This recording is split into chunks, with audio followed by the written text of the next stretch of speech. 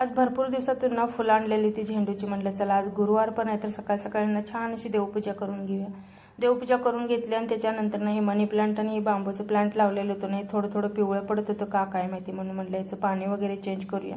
तसं तर मी 8 दिवसातून एकदा चेंज करत असते, तरी पण ना ते पिवळं पडायला लागले का काय माहिती. आज नाश्त्यामध्ये ना मस्त असं रव्याची इडली बनवली होती, ते नाश्ता करून घेतला आणि म्हणलं भरपूर दिवस झालं मंदिरमध्ये गेलेच नव्हते, त्यामुळे म्हणलं चला आज सकाळ सकाळीच ना सगळं कामावरल्यावर मग मंदिरमध्ये गेलेली. छान असं दर्शन वगैरे घेतलं आणि तिथेच मग थोडंसं गप्पा मारत बसले. संध्याकाळच्या महाप्रसादाची ना इथं तयारी, महाप्रसाद म्हणजे प्रसादाची तयारी चालली होती, कारण इथे संध्याकाळच्या वेळेला जर गुरुवार खिचडी बनते. तिथं थोडंसं गप्पा मारून येताना मग थोडंसं उसाचा रस वगैरे पिऊन घेतला, कारण गरमी तर इतकी पडायला लागली ना. आणि तनिषला घेऊन जायचं माझ्या लक्षातच नाही, त्याची केस कापायची होती. परत घरी आल्यानंतर ना त्याची केस कापून मग घरी आलो, त्याला आंघोळ घालून जेवण वगैरे केलं आणि जेवण करून दुपारच्या वेळेला ना असं काहीतरी पावसाला सुरुवात झालेली होती. मस्त वाटत होतं, थंडगार वातावरण, म्हणजे वारं वगैरे येत होतं. पण असं या गॅलरीमध्ये ना ह्या दोघांची अशी काहीतरी मस्ती चाललेली होती.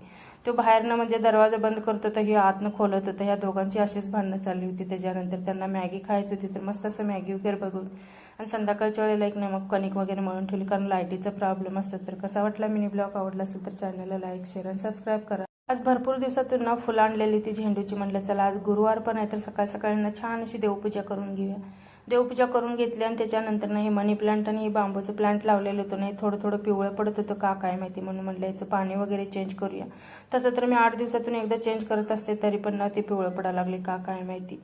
आज नाश्त्यामध्ये ना मस्त असं रव्याची इडली बनवली होती, ते नाश्ता करून घेतला आणि म्हणलं भरपूर दिवस झालं मंदिरमध्ये गेलेच नव्हते, त्यामुळे म्हणलं चला आज सकाळ सकाळीच ना सगळं कामावरल्यावर मग मंदिरमध्ये गेलेली. छान असं दर्शन वगैरे घेतलं आणि तिथेच मग थोडंसं गप्पा मारत बसले. संध्याकाळच्या महाप्रसादाची ना इथं तयारी, महाप्रसाद म्हणजे प्रसादाची तयारी चालली होती, कारण इथे संध्याकाळच्या वेळेला जर गुरुवार खिचडी बनते.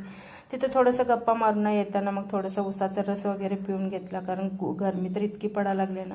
आणि तनिषला घेऊन जायचं माझ्या लक्षातच नाही, त्याची केस कापायची होती. परत घरी आल्यानंतर ना त्याची केस कापून मग घरी आलो, त्याला आंघोळ घालून जेवण वगैरे केलं आणि जेवण करून दुपारच्या वेळेला ना असं काहीतरी पावसाला सुरुवात झालेली होती.